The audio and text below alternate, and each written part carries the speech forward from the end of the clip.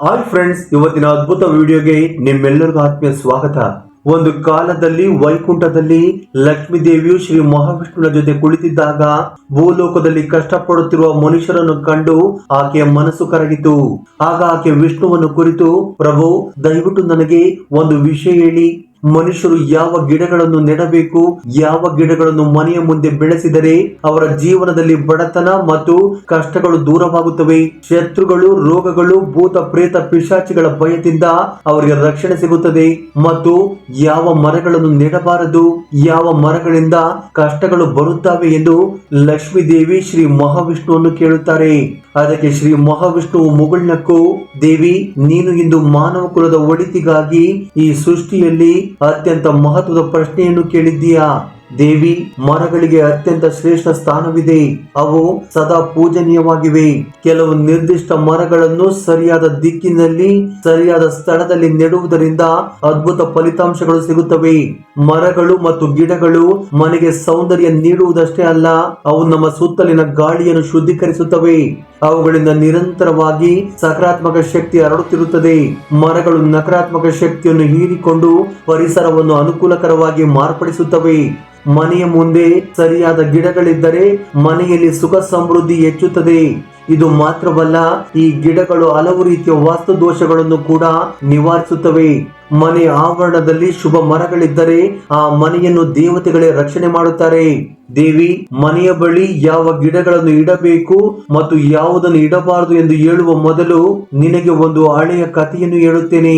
ಆ ಕಥೆಯನ್ನು ಕೇಳಿದರೆ ಯಾವ ಗಿಡಗಳನ್ನು ನೆಡುವುದರಿಂದ ಜೀವನ ನಾಶವಾಗುತ್ತದೆ, ಯಾವುದನ್ನು ನೆಟ್ಟರೆ ಅದೃಷ್ಟ ಬರುತ್ತದೆ ಎಂಬುದು ಸ್ಪಷ್ಟವಾಗಿ ತಿಳಿಯುತ್ತದೆ. ಈ ಕಥೆಯನ್ನು ಯಾರು ಗಮನವಿಟ್ಟು ಕೇಳುತ್ತಾರೋ ಅವರ ನೂರಾರು ಪಾಪಗಳು ನಾಶವಾಗಿ ಬಡತನವು ಶಾಶ್ವತವಾಗಿ ದೂರವಾಗುತ್ತದೆ ಎಂದು ಹೇಳಿ ಶ್ರೀ ಮಹಾವಿಷ್ಣು ಕಥೆಯನ್ನು ಶುರು ಮಾಡುತ್ತಾರೆ. ಪ್ರಾಚೀನ ಕಾಲದಲ್ಲಿ ಒಂದು ಮಧ್ಯ ಪ್ರದೇಶದಲ್ಲಿ ಸುಂದರವಾದ ನಗರವಿತ್ತು. ಆ ನಗರದಲ್ಲಿ ಗೋಪಾಲ ಎಂಬ ವ್ಯಾಪಾರಿ ತನ್ನ ಹೆಂಡತಿ ಸುಮಿತ್ರಳೊಂದಿಗೆ ವಾಸ ಮಾಡುತ್ತಿದ್ದ. ಗೋಪಾಲನು ಶಿವನ ಪರಮ ಭಕ್ತ. ಪ್ರತಿದಿನ ಶಿವನನ್ನು ಅತ್ಯಂತ ಭಕ್ತಿ ಮತ್ತು ಶ್ರದ್ಧೆಯಿಂದ ಪೂಜಿಸುತ್ತಿದ್ದ. ಆತನ ಹೆಂಡತಿ ಸುಮಿತ್ರ ಕೂಡ ಉತ್ತಮ ಸ್ವಭಾವದವಳು. ಮನೆಯ ಕೆಲಸಗಳಲ್ಲಿ ಅತ್ಯಂತ ನಿಪುಣಳಾಗಿದ್ದಳು. ಅವರ ಮನೆಯಲ್ಲಿ ಹಣ ಧಾನ್ಯಗಳಿಗೆ ಯಾವುದೇ ಕೊರತೆ ಇರಲಿಲ್ಲ. ಅವರ ದಯೆಯಿಂದ ಎಲ್ಲವೂ ಸಮೃದ್ಧವಾಗಿತ್ತು. ಅವರ ಜೀವನ ಸಂತೋಷದಿಂದ ಸಾಗುತ್ತಿತ್ತು. ಹೀಗೆ ದಿನಗಳು ಕಳೆದ ನಂತರ ಗೋಪಾಲನ ಪತ್ನಿ ಸುಮಿತ್ರಳಿಗೆ ಗಿಡಗಳನ್ನು ಬೆಳೆಸುವ ಹವ್ಯಾಸ ಮೂಡಿತು. ತನ್ನ ಮನೆಯನ್ನು ಹಸಿರಾಗಿಸಲು ಅವಳು ಕೆಲವು ಸಸಿಗಳನ್ನು ನೆಟ್ಟಳು. ಪ್ರತಿದಿನ ಅವುಗಳಿಗೆ ನೀರು ಹಾಕಿ ಪ್ರೀತಿಯಿಂದ ಪೋಷಣೆ ಮಾಡುತ್ತಿದ್ದಳು. ಆದರೆ ಪಾಪ, ಸುಮಿತ್ರಳಿಗೆ ಗಿಡಗಳ ಬಗ್ಗೆ ಸರಿಯಾದ ಜ್ಞಾನವಿರಲಿಲ್ಲ. ಆಕೆಗೆ ಯಾವುದು ನೋಡಲು ಸುಂದರವೆಂದು ಕಂಡಿತೋ ಅವುಗಳನ್ನೇ ತಂದು ನೆಡುತ್ತಿದ್ದಳು. ತಿಳಿಯದೆ ಆಕೆ ತನ್ನ ಮನೆಯ ಆವರಣದಲ್ಲಿ ಅತ್ಯಂತ ಅಶುಭ ಗಿಡಗಳನ್ನು ನೆಟ್ಟಳು. ಆ ಗಿಡಗಳು ಬೆಳೆಯಲು ಪ್ರಾರಂಭಿಸಿದಾಗಿನಿಂದ ಆ ಮನೆಯಲ್ಲಿ ಕಷ್ಟಗಳು ಪ್ರಾರಂಭವಾದವು. ಗೋಪಾಲನಿಗೆ ವ್ಯಾಪಾರದಲ್ಲಿ ಇದ್ದಕ್ಕಿದ್ದಂತೆ ನಷ್ಟಗಳು ಬರಲು ಶುರುವಾಯಿತು. ಮನೆಯಲ್ಲಿ ನೆಮ್ಮದಿ ಕಡಿಮೆಯಾಯಿತು. ಗಂಡ ಹೆಂಡತಿಯ ನಡುವೆ ಪ್ರತಿಯೊಂದು ಸಣ್ಣ ವಿಷಯಕ್ಕೂ ಜಗಳಗಳು ನಡೆಯುತ್ತಿದ್ದವು. ಪ್ರೀತಿ ಕಡಿಮೆಯಾಗಿ ಅನುಮಾನಗಳು ಮತ್ತು ವಾಗ್ವಾದಗಳು ಹೆಚ್ಚಾದವು. ಅವರ ಜೀವನದಲ್ಲಿ ಅನಿರೀಕ್ಷಿತ ಕಷ್ಟಗಳು ಒಂದರ ನಂತರ ಒಂದರಂತೆ ಬರಲಾರಂಭಿಸಿದವು. ನಿಧಾನವಾಗಿ ಗೋಪಾಲನ ವ್ಯಾಪಾರ ಸಂಪೂರ್ಣವಾಗಿ ನಾಶವಾಯಿತು. ಅವನು ಸಂಪಾದಿಸಿದ ಹಣವೆಲ್ಲ ಕರಗಿ ಹೋಯಿತು. ಕೊನೆಗೆ ಗೋಪಾಲನಿಗೆ ಕನಿಷ್ಠ ಆಹಾರ ಖರೀದಿಸಲು ಕೂಡ ಹಣವಿಲ್ಲದ ಸ್ಥಿತಿ ಬಂತು. ಅವರು ಉಪವಾಸವಿರಲು ಪ್ರಾರಂಭಿಸಿದರು. ಹಸಿವು ಮತ್ತು ಬಡತನದಿಂದಾಗಿ ಸುಮಿತ್ರಳಿಗೂ ಕಿರಿಕಿರಿ ಹೆಚ್ಚಾಗಿ ತನ್ನ ಗಂಡನಿಗೆ ಏನಾದರೂ ಕೆಲಸ ಮಾಡುವಂತೆ ಬೈದಳು. ಗೋಪಾಲನು ಕೆಲಸಕ್ಕಾಗಿ ಊರಿನ ಪ್ರತಿ ಮನೆ ಬಾಗಿಲನ್ನು ತಟ್ಟಿದ. ಆದರೆ ಅವನಿಗೆ ಎಲ್ಲೂ ಕೆಲಸ ಸಿಗಲಿಲ್ಲ. ದುಃಖಿತನಾದ ಗೋಪಾಲ ಅಳುತ್ತಾ, ಪ್ರಿಯೆ, ನನಗೆ ಯಾರು ಕೆಲಸ ಕೊಡುತ್ತಿಲ್ಲ. ಈಗ ನಾನು ಎಲ್ಲಿ ಕೆಲಸ ಹುಡುಕುವುದು ಎಂದನು. ಅವರಿಬ್ಬರು ಸಂಪೂರ್ಣವಾಗಿ ಹತಾಶರಾದರು. ಹೊಸ ವ್ಯಾಪಾರ ಪ್ರಾರಂಭಿಸಲು ಅವರ ಬಳಿ ಒಂದು ಪೈಸೆಯೂ ಇರಲಿಲ್ಲ. ಕೊನೆಗೆ ಗೋಪಾಲನು ತನ್ನ ಹೆಂಡತಿಯ ಆಭರಣಗಳನ್ನು ಮಾರಿ ಆ ಹಣದಲ್ಲಿ ಕೆಲವು ದಿನಗಳವರೆಗೆ ಹೊಟ್ಟೆ ತುಂಬಿಸಿಕೊಂಡರು. ಹೀಗೆ ತಿಳಿಯದೆ ನೆಟ್ಟ ಅಶುಭ ಮರಗಳಿಂದಾಗಿ ಅವರ ಜೀವನದಲ್ಲಿ ಭಯಂಕರ ಬಡತನ ಮತ್ತು ಕಷ್ಟಗಳು ಬಂದವು. ಆದರೆ ಈ ವಿಷಯ ಅವರಿಗೆ ತಿಳಿದಿರಲಿಲ್ಲ. ಕೈಲಾಸದಲ್ಲಿ ಪರಮೇಶ್ವರ ಮತ್ತು ಪಾರ್ವತಿ ದೇವಿ ತಮ್ಮ ಭಕ್ತನಾದ ಗೋಪಾಲನ ಈ ದಯಾನೀಯ ಸ್ಥಿತಿಯನ್ನು ನೋಡುತ್ತಿದ್ದರು. ಆಗ ಪಾರ್ವತಿ ದೇವಿ ಶಿವನನ್ನು ಕೇಳಿದಳು, ಸ್ವಾಮಿ, ನೀವು ನಿಮ್ಮ ಭಕ್ತನಿಗೆ ಸಹಾಯ ಮಾಡುವುದಿಲ್ಲವೇ? ಗೋಪಾಲನು ನಿಮಗೆ ಎಷ್ಟು ದೊಡ್ಡ ಭಕ್ತ ಎಂಬುದು ನಿಮಗೆ ತಿಳಿದಿದೆಯಲ್ಲವೇ? ಪ್ರತಿದಿನ ನಿಮ್ಮನ್ನು ಪೂಜಿಸುತ್ತಾನೆ. ಆಗಿದ್ದರೂ ಅವನನ್ನು ಏಕೆ ಈ ರೀತಿ ಪರೀಕ್ಷೆ ಮಾಡುತ್ತಿದ್ದೀರಿ?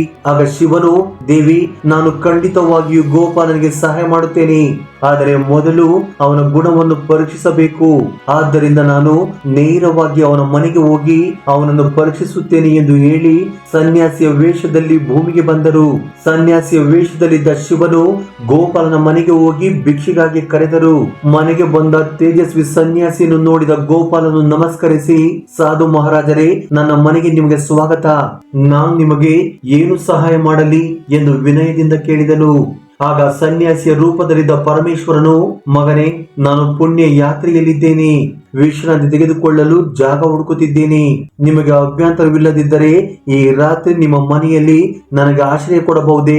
ನಾನು ಅನೇಕ ದಿನಗಳಿಂದ ಹಸಿದಿದ್ದೇನೆ, ಸ್ವಲ್ಪ ಆಹಾರ ನೀಡಿದರೆ ನಿಮಗೆ ಪುಣ್ಯ ಸಿಗುತ್ತದೆ ಎಂದರು. ಆ ಮಾತುಗಳನ್ನು ಕೇಳಿದ ಗೋಪಾಲನು, ಮಹಾತ್ಮರೇ, ನೀವು ಖಂಡಿತವಾಗಿಯೂ ಪುಣ್ಯವಂತರಂತೆ ಕಾಣುತ್ತಿದ್ದೀರಿ. ನಿಮ್ಮ ಮುಖದಲ್ಲಿ ಬಹಳ ತೇಜಸ್ಸಿದೆ. ನಿಮಗೆ ಸೇವೆ ಮಾಡುವ ಅವಕಾಶ ಸಿಕ್ಕಿದ್ದು ನನ್ನ ಅದೃಷ್ಟ. ದಯವಿಟ್ಟು ಒಳಗೆ ಬನ್ನಿ ಎಂದು ಕರೆದನು. ಗೋಪಾಲನು ಆ ಸನ್ಯಾಸಿಗೆ ಉತ್ತಮ ಸೇವೆ ಮಾಡಲು ಬಯಸಿದರು. ಅವರ ಮನೆಯಲ್ಲಿ ಅಡುಗೆ ಮಾಡಲು ಒಂದು ಅಕ್ಕಿ ಕಾಳು ಇರಲಿಲ್ಲ. ಆಗ ಗೋಪಾಲನು ತನ್ನ ಹೆಂಡತಿಗೆ, ಪ್ರಿಯೆ, ಮನೆಗೆ ಬಂದಿರುವ ಸಾಧು ಮಹಾಪುರುಷರ ಹಸಿವನ್ನು ನಾವು ಹೇಗಾದರೂ ನೀಗಿಸಬೇಕು. ನಾನು ಊರೊಳಗೆ ಹೋಗಿ ಯಾರ ಬಳಿಯಾದರೂ ಸ್ವಲ್ಪ ಹಣ ಕೇಳಿ ಬರುತ್ತೀನಿ ಎಂದು ಹೇಳಿ ಊರಿನಲ್ಲಿರುವ ಒಬ್ಬ ಶೆಟ್ಟಿಯ ಮನೆಗೆ ಹೋದನು. ಆ ಶೆಟ್ಟಿಯ ಬಳಿ ಸ್ವಲ್ಪ ಹಣ ಸಾಲವಾಗಿ ಕೊಡುವಂತೆ ಬೇಡಿಕೊಂಡನು. ಆದರೆ ಆ ಶೆಟ್ಟಿ, ನಿನ್ನ ಬಳಿ ಒಂದು ಪೈಸೆಯೂ ಇಲ್ಲ, ನನ್ನ ಹಣವನ್ನು ನೀನು ಹೇಗೆ ಮತ್ತೆ ಹಿಂತಿರುಗಿಸುತ್ತೀಯ ಎಂದು ನಿರಾಕರಿಸಿದನು. ಆಗ ಗೋಪಾಲನು, ಶೆಟ್ರೆ, ದಯವಿಟ್ಟು ಸ್ವಲ್ಪ ಹಣ ಕೊಡಿ, ನಾನು ಬೇಗನೆ ಹಿಂತಿರುಗಿಸುತ್ತೇನೆ. ಒಂದು ವೇಳೆ ನಾನು ಹಣವನ್ನು ಹಿಂತಿರುಗಿಸದಿದ್ದರೆ ನನ್ನ ಮನೆಯನ್ನು ತೆಗೆದುಕೊಂಡು ಬಿಡಿ ಎಂದು ಗೋಪಾಲನು ಭರವಸೆ ನೀಡಿದ. ಅವನ ಪ್ರಾಮಾಣಿಕತೆಗೆ ಮಣಿದ ವ್ಯಾಪಾರಿ ಹಣವನ್ನು ಕೊಟ್ಟು, ನೀನು ಹೇಳಿದಂತೆ ಹಣವನ್ನು ಹಿಂತಿರುಗಿಸದಿದ್ದರೆ ನಿನ್ನ ಮನೆಯನ್ನು ನನಗೆ ಕೊಡಬೇಕು ಎಂದು ಹೇಳಿದ. ಗೋಪಾಲನು ಆ ಹಣವನ್ನು ತೆಗೆದುಕೊಂಡು ಹಾಲು, ಅಕ್ಕಿ, ತರಕಾರಿಗಳನ್ನು ಖರೀದಿ ಮಾಡಿ ಅವುಗಳನ್ನು ತೆಗೆದುಕೊಂಡು ಮನೆಗೆ ಬಂದ. ಆತನ ಹೆಂಡತಿ ಸುಮಿತ್ರ ತಕ್ಷಣವೇ ಅಡುಗೆ ಮಾಡಿ ಭಕ್ತಿಯಿಂದ ಸನ್ಯಾಸಿಗೆ ಬಡಿಸಿದಳು. ಗೋಪಾಲನ ಭಕ್ತಿ ಮತ್ತು ಆತಿಥ್ಯವನ್ನು ಕಂಡು ಆ ಸನ್ಯಾಸಿ ತುಂಬಾ ಸಂತೋಷ ಪಟ್ಟರು. ಊಟ ಮುಗಿದ ನಂತರ ಅವರು ಗೋಪಾಲನಿಗೆ, ನಿನ್ನ ಭಕ್ತಿ ಮತ್ತು ಗೌರವದಿಂದ ನನಗೆ ತುಂಬಾ ಸಂತೋಷವಾಗಿದೆ. ನಿನಗೆ ಏನಾದರೂ ಆಸೆ ಇದ್ದರೆ ಅದನ್ನು ನಾನು ಖಂಡಿತವಾಗಿಯೂ ಈಡೇರಿಸುತ್ತೇನೆ ಎಂದರು. ಆಗ ಗೋಪಾಲನು ಕೈ ಜೋಡಿಸಿ, ಮಹಾತ್ಮರೇ, ನಿಮ್ಮ ಆಶೀರ್ವಾದವೇ ನಮಗೆ ಸಾಕು. ಆದರೆ ನಾನು ನಿಮ್ಮಿಂದ ಒಂದು ವಿಷಯ ತಿಳಿದುಕೊಳ್ಳಲು ಬಯಸುತ್ತೇನೆ. ನಾನು ಯಾವ ಪಾಪ ಮಾಡಿದ್ದರಿಂದ ಈ ಬಡತನ ನನ್ನನ್ನು ಬೆನ್ನಟ್ಟಿದೆ? ನಾವು ಅತ್ಯಂತ ಭಕ್ತಿಯಿಂದ ಪರಮೇಶ್ವರನನ್ನು ಪೂಜಿಸುತ್ತೇವೆ. ಆದರೂ ನನ್ನ ಜೀವನದಲ್ಲಿ ಏಕೆ ಇಷ್ಟು ಬಡತನ ಬಂತು? ಅದಕ್ಕೆ ಕಾರಣವೇನು?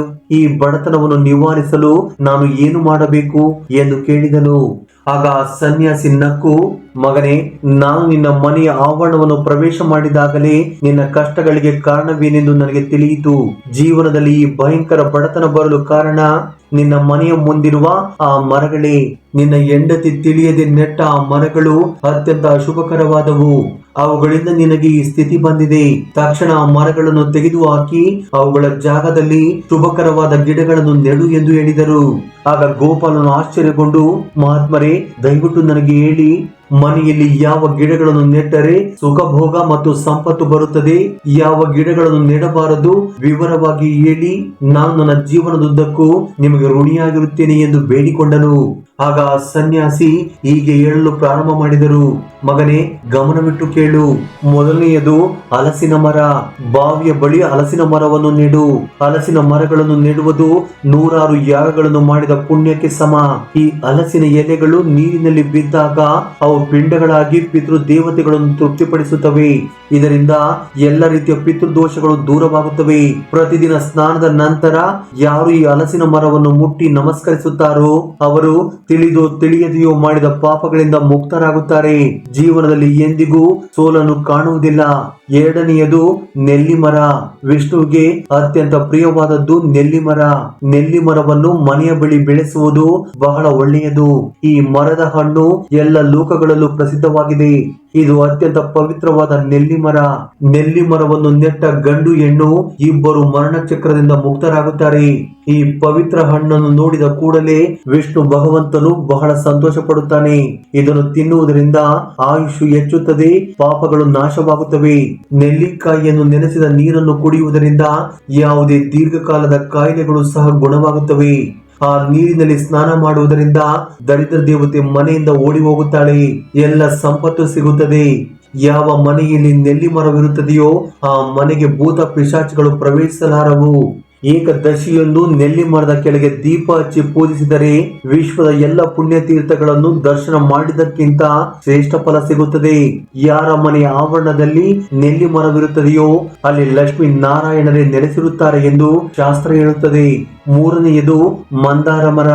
ಮಂದಾರ ಮರವು ದುಃಖವನ್ನು ನಾಶಪಡಿಸುತ್ತದೆ. ಈ ಮರದಲ್ಲಿ ಅಪ್ಸರಿಯರು ವಾಸ ಮಾಡುತ್ತಾರೆ. ಇದು ಹತಾಶೆಯನ್ನು ದೂರ ಮಾಡಿ ಮನಸ್ಸಿಗೆ ನೆಮ್ಮದಿ ನೀಡುತ್ತದೆ. ಮನೆಯ ಆವರಣದಲ್ಲಿ ಮಂದಾರ ಮರ ನೆಡುವುದರಿಂದ ಮನೆಯಲ್ಲಿ ಸುಖ ಶಾಂತಿ, ಕುಟುಂಬ ಸದಸ್ಯರ ನಡುವೆ ಪ್ರೀತಿ ಹೆಚ್ಚುತ್ತದೆ, ಜೊತೆಗೆ ಲಕ್ಷ್ಮೀ ದೇವಿಯ ಅನುಗ್ರಹವು ಸಿಗುತ್ತದೆ. ನಾಲ್ಕನೆಯದು ಬೇವಿನ ಮರ. ಈ ಮರವು ಆರೋಗ್ಯವನ್ನು ನೀಡುತ್ತದೆ. ಇದನ್ನು ಸೂರ್ಯ ಭಗವಾನರ ಸ್ವರೂಪವೆಂದು ಪರಿಗಣಿಸಲಾಗುತ್ತದೆ. ಈ ಮರವನ್ನು ಮನೆಯಲ್ಲಿ ನೆಡುವುದರಿಂದ ಸೂರ್ಯ ಭಗವಾನ್ ಸಂತೋಷಗೊಂಡು ಆ ಮನೆಯವರಿಗೆ ದೀರ್ಘಾಯುಷು ಮತ್ತು ಆರೋಗ್ಯವನ್ನು ನೀಡುತ್ತಾರೆ. ಬೇವಿನ ಮರದಿಂದ ಬರುವ ಗಾಳಿಯು ಅನೇಕ ರೋಗಗಳನ್ನು ಗುಣಪಡಿಸುತ್ತದೆ. ಲಕ್ಷ್ಮೀ ದೇವಿಗೆ ಬೇವಿನ ಎಲೆಗಳು ಮತ್ತು ಬೇವಿನ ಹಣ್ಣುಗಳು ತುಂಬಾ ಪ್ರಿಯ.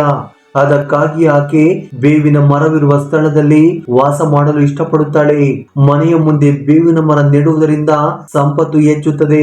ಐದನೆಯದು ಬಿಲ್ವ ಮರ. ಈ ಮರವು ಶಿವಪಾರ್ವತಿಯರ ನಿವಾಸವಾಗಿದೆ. ಈ ಮರದ ಕೆಳಗೆ ಕುಳಿತು ಒಮ್ಮೆ ಓಂ ನಮಃ ಶಿವಾಯ ಎಂದು ಹೇಳಿದರೆ ಅದು 1,00,000 ಬಾರಿ ಜಪಿಸಿದ್ದಕ್ಕೆ ಸಮ. ಬಿಲ್ವ ಮರವಿರುವ ಮನೆಯಲ್ಲಿ ಎಂದಿಗೂ ಅಕಾಲ ಮರಣ ಸಂಭವಿಸುವುದಿಲ್ಲ. ಯಾವ ಮಹಿಳೆಯು ವೈದ್ಯಕೀಯ ಚಿಕಿತ್ಸೆ ಪಡೆಯುವುದಿಲ್ಲ. ಆ ಮನೆಯನ್ನು ಶಿವ ಮತ್ತು ಪಾರ್ವತಿಯೇ ನೇರವಾಗಿ ರಕ್ಷಣೆ ಮಾಡುತ್ತಾರೆ. ಆರನೆಯದು ಬಾಳೆ ಮರ. ಇದು ಕೂಡ ಅತ್ಯಂತ ಮಂಗಳಕರವಾದದ್ದು. ಗುರುಗ್ರಹವು ವಿಷ್ಣುವಿನ ಸಂಕೇತವಾಗಿದೆ. ಈ ಮರವಿರುವ ಮನೆಯಲ್ಲಿ ಎಂದಿಗೂ ಹಣ ಮತ್ತು ಧಾನ್ಯಗಳಿಗೆ ಕೊರತೆ ಇರುವುದಿಲ್ಲ. ಆ ಮನೆಯ ಮಕ್ಕಳು ಶಿಕ್ಷಣದಲ್ಲಿ ಉತ್ತಮ ಸಾಧನೆ ಮಾಡುತ್ತಾರೆ. ಏಳನೆಯದು ಪಾರಿಜಾತ ಗಿಡ. ಇದು ಸಮುದ್ರ ಮಂಥನದ ಸಮಯದಲ್ಲಿ ಲಕ್ಷ್ಮೀ ದೇವಿಯೊಂದಿಗೆ ಹೊರಹೊಮ್ಮಿತು. ಇದು ಒಂದು ದೈವಿಕ ಸಸ್ಯವಾಗಿದೆ. ಇದರ ಹೂಗಳ ಸುಗಂಧವು ಮನೆಗೆ ದೇವತೆಗಳನ್ನು ಆಕರ್ಷಣೆ ಮಾಡುತ್ತದೆ. ಈ ಗಿಡವಿರುವ ಮನೆಯಲ್ಲಿ ಲಕ್ಷ್ಮೀ ದೇವಿ ಶಾಶ್ವತವಾಗಿ ನೆಲೆಸಿರುತ್ತಾಳೆ. ಎಂಟನೆಯದು ತುಳಸಿ ಗಿಡ. ತುಳಸಿ ಗಿಡವನ್ನು ಮನೆಯಲ್ಲಿ ಬೆಳೆಸಬೇಕು. ತುಳಸಿ ಗಿಡವಿಲ್ಲದ ಮನೆ ಸ್ಮಶಾನಕ್ಕೆ ಸಮ. ಇನ್ನು ಫ್ರೆಂಡ್ಸ್, ಅಶುಭಕರವಾದ ಗಿಡಗಳು ಅಂದ್ರೆ ನೆಡಬಾರದ ಗಿಡಗಳು ಯಾವುವು ಎಂದು ನೋಡೋಣ ಬನ್ನಿ. ಒಂದು ಸಂಗತಿ ಎಂದರೆ ಅನೇಕ ಶುಭಕರವಾದ ಮರಗಳಿವೆ. ಆದರೆ ಮಗನೇ, ಈಗ ನಾನು ಹೇಳಲಿರುವ ವಿಷಯ ನಿನ್ನ ಜೀವನ ಮತ್ತು ವಂಶವನ್ನು ನಾಶ ಮಾಡುವ 2 ಅತ್ಯಂತ ಅಪಾಯಕಾರಿ ಸಸ್ಯಗಳ ಬಗ್ಗೆ. ಸಾಯಲು ಸಿದ್ಧರಾಗಿದ್ದರೂ ಪರವಾಗಿಲ್ಲ, ಆದರೆ ಇವುಗಳನ್ನು ಮಾತ್ರ ಮನೆಯ ಹತ್ತಿರ ಸುಳಿಯಲು ಕೂಡ ಬಿಡಬಾರದು. ಈ ಗಿಡಗಳನ್ನು ಅಪ್ಪಿತಪ್ಪಿಯೂ ಕೂಡ ಮನೆಯ ಬಳಿ ನೆಡಬಾರದು. ಅವುಗಳಲ್ಲಿ ಮೊದಲನೆಯದು ಅತ್ಯಂತ ಭಯಂಕರವಾದ ತಾಳೆ ಮರ. ಈ ಮರವನ್ನು ಅಪ್ಪಿತಪ್ಪಿಯೂ ಕೂಡ ಮನೆಯ ಆವರಣದಲ್ಲಿ ನೆಡಬಾರದು. ಈ ಮರವು ಅಯಸ್ಕಾಂತದಂತೆ ವರ್ತಿಸಿ ಗಾಳಿಯಲ್ಲಿ ಸುತ್ತುವ ಅತ್ಯಂತ ಕ್ರೂರವಾದ ಭೂತ ಪಿಶಾಚಿಗಳ ಗುಂಪುಗಳನ್ನು ಆಕರ್ಷಣೆ ಮಾಡುತ್ತದೆ. ಅವು ಈ ಮರದ ಮೇಲೆ ನೆಲೆಸಿ ಆ ಮನೆಯ ಸದಸ್ಯರ ಮೇಲೆ ತಮ್ಮ ಪ್ರಭಾವ ಬೀರಲು ಪ್ರಾರಂಭಿಸುತ್ತವೆ. ಮೊದಲು ಮನೆಯ ಸದಸ್ಯರಿಗೆ ಕೆಟ್ಟ ಕನಸುಗಳು ಬೀಳುತ್ತವೆ. ನಂತರ ಏಕಾಂಗಿಯಾಗಿದ್ದಾಗ ಯಾರು ತಮ್ಮನ್ನು ಗಮನಿಸುತ್ತಿರುವಂತೆ ಭಯವಾಗುತ್ತದೆ. ನಿಧಾನವಾಗಿ ಆ ಕುಟುಂಬ ಸದಸ್ಯರ ಮಾನಸಿಕ ಸ್ಥಿತಿ ಹದಗೆಡುತ್ತದೆ. ಒಬ್ಬರ ಮೇಲೆ ಒಬ್ಬರಿಗೆ ಅನುಮಾನ, ದ್ವೇಷ ಹೆಚ್ಚುತ್ತದೆ. ಆ ಮನೆಯಲ್ಲಿ ಯಾವಾಗಲೂ ಯಾರಾದರೂ ಒಬ್ಬರು ರೋಗದಿಂದ ಬಳಲುತ್ತಿರುತ್ತಾರೆ. ಎಷ್ಟು ಚಿಕಿತ್ಸೆ ನೀಡಿದರೂ ರೋಗ ಗುಣವಾಗುವುದಿಲ್ಲ. ಏಕೆಂದರೆ ಆ ದುಷ್ಟ ಶಕ್ತಿಗಳು ಆ ಕುಟುಂಬ ಸದಸ್ಯರ ಜೀವಶಕ್ತಿಯನ್ನು ನಿಧಾನವಾಗಿ ಹೀರಿಕೊಳ್ಳುತ್ತವೆ.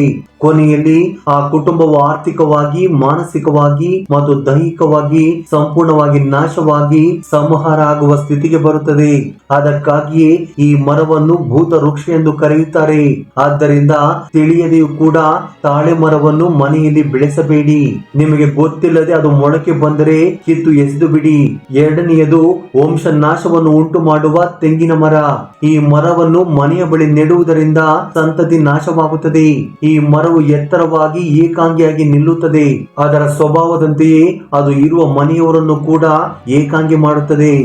ಈ ಮರವು ಭೂಮಿಯಿಂದ ಒಂದು ರೀತಿಯ ನಕಾರಾತ್ಮಕ ಶಕ್ತಿಯನ್ನು ಹೀರಿಕೊಂಡು ಮನೆಯೊಳಗೆ ಹರಡುತ್ತದೆ. ಆ ಶಕ್ತಿಯು ನೇರವಾಗಿ ಮನೆಯ ವಂಶವಾದ ಸಂತತಿಯನ್ನು ಬಾಧಿಸುತ್ತದೆ. ಆ ಮನೆಯಲ್ಲಿ ಮಕ್ಕಳಾಗದಿರುವುದು, ಗರ್ಭಪಾತಗಳು ಸಂಭವಿಸುವುದು ಅಥವಾ ಹುಟ್ಟಿದ ಮಕ್ಕಳು ಕುಟುಂಬಕ್ಕೆ ಕೆಟ್ಟ ಹೆಸರು ತರುವುದು, ದುಷ್ಟರಾಗುವುದು ಮುಂತಾದ ಘಟನೆಗಳು ನಡೆಯುತ್ತವೆ. ತೆಂಗಿನ ಮರದ ನೆರಳು ಮನೆಯ ಮೇಲೆ ಬಿದ್ದರೆ ಆ ಮನೆಯ ಪ್ರಗತಿ ಸಂಪೂರ್ಣವಾಗಿ ನಿಂತು ಹೋಗುತ್ತದೆ. ಅದಕ್ಕಾಗಿಯೇ ತೆಂಗಿನ ಮರಗಳನ್ನು ನೆಟ್ಟವನು ಕುಟುಂಬಕ್ಕೆ ಕೊಳ್ಳಿ ಇಟ್ಟವನು ಎಂದು ಹಿರಿಯರು ಹೇಳುತ್ತಾರೆ. ಆದ್ದರಿಂದ ಯಾರು ಕೂಡ ಮನೆಯ ಬಳಿ ತೆಂಗಿನ ಮರವನ್ನು ಬೆಳೆಸಬೇಡಿ. ಒಂದು ವೇಳೆ ಆ ಮರ ಮೊಳಕೆ ಬಂದರೆ ಅದನ್ನು ಕಿತ್ತು ಎಸೆಯಿರಿ. ಮನೆಯ ಮುಂದೆ ಬೋರೆ ಮರವನ್ನು ಸಹ ನೆಡಬಾರದು. ಇದನ್ನು ನೆಡುವುದರಿಂದ ನಕಾರಾತ್ಮಕ ಆಲೋಚನೆಗಳು ಹೆಚ್ಚುತ್ತವೆ, ಹಣ ನಾಶವಾಗುತ್ತದೆ, ಕಷ್ಟಗಳು ಬರುತ್ತವೆ. ಮನೆಯ ಬಳಿ ಅಂದರೆ ಆವರಣ ಗೋಡೆಯೊಳಗೆ ಹತ್ತಿ ಮರವನ್ನು ಸಹ ನೆಡಬಾರದು. ಈ ಮರದ ನೆರಳು ಮನೆಯ ಮೇಲೆ ಬಿದ್ದರೆ ಅಶುಭ ಫಲಗಳು ಉಂಟಾಗುತ್ತವೆ. ಆದ್ದರಿಂದ ಈ ಮರವನ್ನು ಮನೆಯಿಂದ ದೂರದಲ್ಲಿ ನೆಡಬೇಕು. ಅದೇ ರೀತಿ ಮನೆಯ ಮುಂದೆ ಪಪ್ಪಾಯಿ ಮರವನ್ನು ನೆಡಬಾರದು. ಈ ಮರವನ್ನು ನೆಡುವುದರಿಂದ ಹಣ ನಾಶವಾಗಿ ಬಡತನ ಬರುತ್ತದೆ. ಆದರೆ ಅನೇಕರು ತಿಳಿಯದೆ ಪಪ್ಪಾಯಿ ಹಣ್ಣುಗಳಿಗಾಗಿ ಪಪ್ಪಾಯಿ ಮರಗಳನ್ನು ಮನೆಯ ಬಳಿ ಬೆಳೆಸುತ್ತಿದ್ದಾರೆ. ಆದರೆ ಅದು ನಿಮ್ಮ ಮನೆಗೆ ಒಳ್ಳೆಯದಲ್ಲ. ಆದ್ದರಿಂದ ನಿಮ್ಮ ಮನೆಯ ಬಳಿ ಪಪ್ಪಾಯಿ ಮರಗಳಿದ್ದರೆ ಅವುಗಳನ್ನು ತಕ್ಷಣ ಕಿತ್ತು ಹಾಕಿ. ಅದೇ ರೀತಿ ಆಲದ ಮರವು ಮನೆಯ ಪೂರ್ವ ದಿಕ್ಕಿನಲ್ಲಿದ್ದರೆ ಮನೆಗೆ ಬಡತನ ಬರುತ್ತದೆ.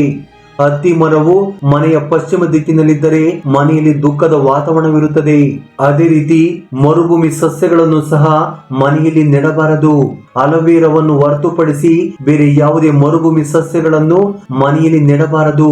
ಅಂದರೆ ಬ್ರಹ್ಮ ಜಿಮುಡು, ನಾಗ ಜಿಮುಡು, ಡ್ರ್ಯಾಗನ್ ಹಣ್ಣಿನ ಗಿಡಗಳು, ಬ್ರಹ್ಮಕಮಲ ಮುಂತಾದ ಗಿಡಗಳನ್ನು ಮನೆಯಲ್ಲಿ ಬೆಳೆಸಬಾರದು. ಈ ಸಸ್ಯಗಳಲ್ಲಿ ಮುಳ್ಳುಗಳು ಮತ್ತು ದಪ್ಪ ಕಾಂಡಗಳಿರುತ್ತವೆ. ನೀರು ಮತ್ತು ತೇವಾಂಶವನ್ನು ಸಂಗ್ರಹಿಸಲು ಸೂಕ್ತವಾದವು, ಆದರೆ ಅವುಗಳ ಸ್ವಭಾವ ಮಂಗಳಕರವಲ್ಲ. ಆದ್ದರಿಂದ ಮರುಭೂಮಿ ಸಸ್ಯಗಳನ್ನು ಮನೆಯಲ್ಲಿ ಬೆಳೆಸಬಾರದು ಎಂದು ಸಾಧು ರೂಪದಲ್ಲಿರುವ ಪರಮೇಶ್ವರನು ಗೋಪಾಲನಿಗೆ ಹೇಳಿದರು. ವ್ಯಾಪಾರಿ ಗೋಪಾಲ, ಈ ಶುಭ ಮತ್ತು ಅಶುಭ ಮರಗಳ ಬಗ್ಗೆ ನಾನು ನಿನಗೆ ಹೇಳಿದೆ. ನಿನ್ನ ಮನೆಯಲ್ಲಿ ನಿನ್ನ ಹೆಂಡತಿ ಮರುಭೂಮಿ ಗಿಡಗಳು ಮತ್ತು ಬೋರೆ ಮರಗಳನ್ನು ನೆಟ್ಟಿದ್ದಾಳೆ. ಅದಕ್ಕಾಗಿ ನಿನಗೆ ಬಡತನ ಬಂದಿತು. ನೀನು ಆ ಮರಗಳನ್ನು ತೆಗೆದುಹಾಕಿ ಒಳ್ಳೆಯ ಮರಗಳನ್ನು ನೆಟ್ಟು ದೇವರ ಅನುಗ್ರಹವನ್ನು ಪಡೆದುಕೋ ಎಂದು ಪರಮೇಶ್ವರನು ಹೇಳಿದರು. ಆಗ ಗೋಪಾಲನು, ಓ ಮಹಾತ್ಮರೇ, ಇಂದು ನನಗೆ ಒಂದು ಶ್ರೇಷ್ಠ ಜ್ಞಾನವನ್ನು ನೀಡಿದಿರಿ. ನಾನು ನಿಮಗೆ ಧನ್ಯವಾದಗಳನ್ನು ಹೇಳುತ್ತೇನೆ ಎಂದನು. ಈ ಮಧ್ಯೆ ಸನ್ಯಾಸಿ ರೂಪದಲ್ಲಿದ್ದ ಶಿವನು ಗೋಪಾಲನನ್ನು ಆಶೀರ್ವಾದಿಸಿ ಅಲ್ಲಿಂದ ಕಣ್ಮರೆಯಾದರು. ಸನ್ಯಾಸಿ ಮಹಾತ್ಮರು ಇದ್ದಕ್ಕಿದ್ದಂತೆ ಕಣ್ಮರೆಯಾದನ್ನು ಕಂಡು ಗೋಪಾಲ ಮತ್ತು ಆತನ ಪತ್ನಿ ಆಶ್ಚರ್ಯಚಕಿತರಾದರು. ಆಗ ಅವರಿಗೆ ತಿಳಿಯಿತು, ಶಿವನೇ ತಮ್ಮ ಮನೆಗೆ ಬಂದಿದ್ದಾರೆ ಎಂದು. ನಂತರ ಗೋಪಾಲನು ಆ ಸಾಧು ಮಹಾತ್ಮರು ಹೇಳಿದಂತೆ ಮನೆಯ ಮುಂದೆ ಹಲವು ಶುಭ ಮರಗಳನ್ನು ನೆಟ್ಟನು. ಇದರಿಂದ ಇದ್ದಕ್ಕಿದ್ದಂತೆ ಅವನಿಗೆ ಬಹಳಷ್ಟು ಹಣ ಸಿಕ್ಕಿತು, ಬಡತನ ದೂರವಾಯಿತು. ಗೋಪಾಲ ಮತ್ತು ಆತನ ಪತ್ನಿ ಶಿವನಿಗೆ ಧನ್ಯವಾದಗಳನ್ನು ಹೇಳಲು ಪ್ರಾರಂಭಿಸಿದರು. ಆದ್ದರಿಂದ ದೇವಿ ಲಕ್ಷ್ಮಿ ಶುಭ ಮತ್ತು ಅಶುಭ ರೀತಿಯ ಮರಗಳ ಬಗ್ಗೆ ಈ ಕಥೆಯ ಮೂಲಕ ನಿನಗೆ ಅರ್ಥವಾಗಿದೆ ಅಲ್ಲವೇ ಎಂದು ವಿಷ್ಣು ಭಗವಂತನು ಮುಗುಳ್ನಕ್ಕರು. ಫ್ರೆಂಡ್ಸ್, ಈ ವಿಡಿಯೋ ನಿಮ್ಗೆ ಇಷ್ಟವಾದರೆ ದಯವಿಟ್ಟು ಲೈಕ್ ನೀಡಿ, ನಮ್ಮ ಚಾನಲ್ ಅನ್ನು ಸಬ್ಸ್ಕ್ರೈಬ್ ಮಾಡಿಕೊಳ್ಳಿ. ಹಾಗೆ ಕಮೆಂಟ್ ಬಾಕ್ಸ್ ಅಲ್ಲಿ ಓಂ ನಮಃ ಶಿವಾಯ ಎಂದು ಕಮೆಂಟ್ ಮಾಡೋ ಮೂಲಕ ನಿಮ್ಮ ಕೃತಜ್ಞತೆಗಳನ್ನು ತಿಳಿಸಿ.